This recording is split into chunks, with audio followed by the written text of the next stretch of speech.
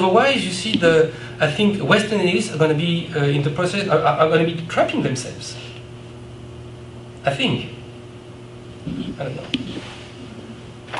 Do you think that the fact that the normative is not even acknowledged that well in international relations carries on to the fact that in of course. Yeah, definitely. You so, see, we you know, one point here. So I think that when it comes to the UN, the major contribution of the UN has been essentially in the field of international law, in the field of law. When you think about the UN and what it has done in the past 60 years is really production and dissemination of norms, right? So that's a good point. The bad point is that these norms, in fact, contrary to the name that they carry, are not truly about legal obligation. And that's why I think it's important to reach out to the possibility of global policy, because that would be a way to put in place a framework in the context of which these norms would become perhaps legal obligations. Yeah. I think. If you were asked, can you describe a mechanism that could be applied in the UN to make the norms harden into international law? I don't know. That link as somehow all the things you're talking about, because there's no, you're actually implying there's no mechanism that actually connects the two. Maybe in a lot of the areas, in other areas it has been successful though, you know, just to say that to balance out all your ambiguities. Mm-hmm. It has been successful in other areas too, but like what? The Universal Declaration of Human Rights have evolved into a lot of and conventions. A counter-argument to what I say is that very often for these treaties to be adopted, they have to become national law, but it's that they have to become ratified by the parliament, and then the parliament becomes the bridge through which, in fact, they become truly law, but it's they are expressing and generating legal obligations. But I mean, this happens in a handful of countries.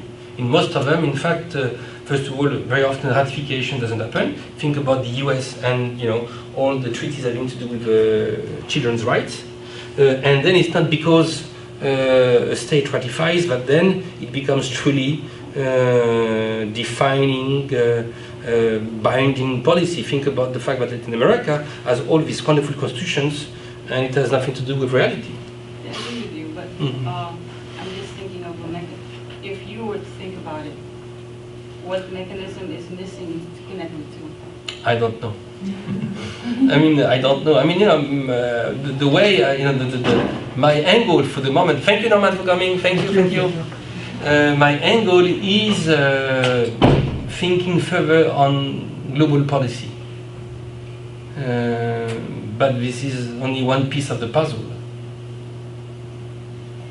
And I think that you see the issue of political representation and the issue of the crisis of political representation is very, very important, because if you have people at the national level who have no integrity, no credibility, no legitimacy, chances are that they are putting forward and shaping up a system at the global level which echoes this lack of effectiveness, credibility, legitimacy, and whatever.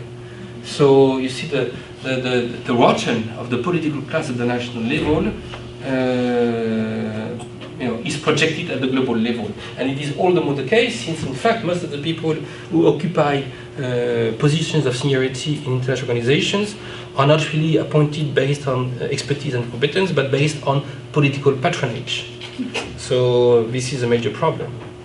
But even the democratic countries themselves, you're talking about ambiguity and democracy, but democratic countries themselves are not represented in the UN, but they are not themselves. Of course, because as I said, you see, while there is a handful, a small group of people, of countries which are on paper democratic, the UN, among this small group of democratic countries, very few, in fact, are truly true to their own principles. So what other norm, aside from democracy, you think would be better to make the connection? I don't know.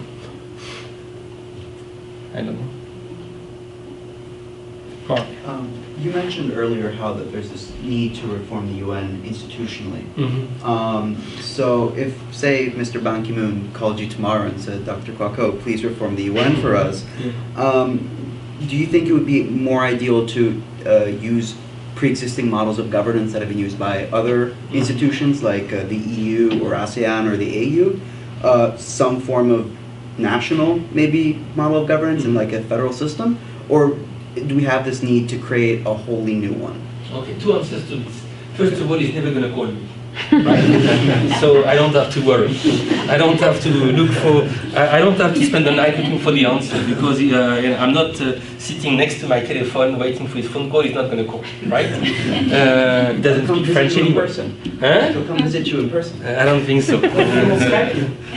I have given orders to the Rutgers police not to let him in. So he's not going to call me, first of all. Second answer, think about imagination, because your question is about imagination, right? So imagination is in fact the ability to project beyond the world on the basis of what you know and what the world is. I mean, you know, Games of Thrones is an exercise of TV drama imagination, which fictionalized and create, but it's out of, you know, previous existing realities and so on. So imagination is never really something which happens in a vacuum. It's an extension of reality. So that is to say that when we think about alternatives and new models, in a way we always think in an analogical fashion, based on analogy. So then the challenge is to really make sure that you don't end up being the captive of the analogical thinking which you are using, so that in fact you don't really duplicate at another level what exists at another level. You see what I mean? Yes. So by definition, if we are asked if Mr. Ban Ki-moon by chance finds my phone number and calls me, I will tell him, well, give me a few minutes, and then I'll come up with ideas which are basically, you know, an extension, in the best case scenario, of existing realities, with the hope that these extensions will not be the limited or a strict duplication of these existing realities at another level. But I think that's how we think. You know, we never think entirely out of the context in which we are. I think imagination is not fully disconnected from reality. I don't know. Yeah. So you discussed democracy a lot, like in terms of intrinsic values within the UN. Yeah. But there is this tendency of viewing it as a panacea. So it's like, if we spread democracy, we will bring everything else in the package with it. Mm-hmm. But your personal view on this, how dangerous of turning it into this white man burden thing, and also applying R2P, because it's very often, it is in the rhetoric of R2P we hear we need to bring the regime change, and what happened in Libya, you illustrated. But would you say that in this case democracy becomes dangerous because it's manipulated in rhetoric and abuses a lot of its own intrinsic values? No, you're absolutely right. I mean, you see, that's what I talked about, self-righteousness. I mean, very often the pursuit of what is right in the context of non-reflective democratic thinking and policies is in fact everything but truly faithful to the democratic ideals and ideas, because in the end, by nature, by essence, democratic ideals and democratic ideas are meant to be self-critical and reflexive. That is to say, we are supposed to really put forward recipes, but based on never being blind and deaf to the other side. And very often, I mean, this is a criticism which has been addressed to the West, the Europeans and the Americans. You know, we are blind and deaf, and democracy out of blindness and deafness doesn't work. I mean, it's not democracy. So of course.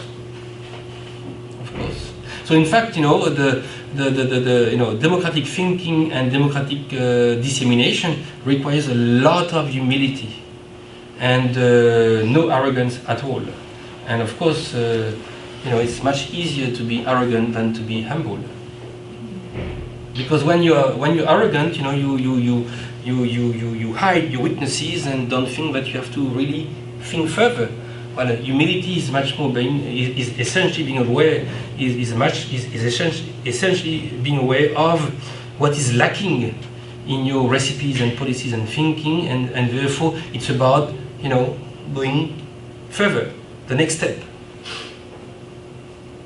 But arrogance is much more spread than humility, especially when you're in power. In fact, it's very difficult. One of the lessons that I got out of working for people in power, both in France and at the European level and at the US, is that most people, and at the UN, most people once in power stop having their feet on the ground.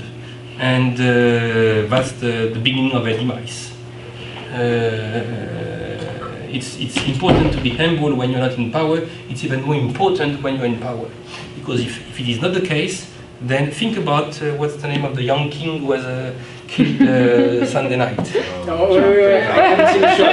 So this young kid, I mean, this young kid was this young king was a young kid, and you know, he was clearly, you know, arrogant because he was totally non-aware, and you know, he ended up being killed. Kevin, you have to watch this episode. Yeah, I don't have to now, sir. Spoiler. Yeah. He is poisonous. Okay. Thank you, sir. Thank you.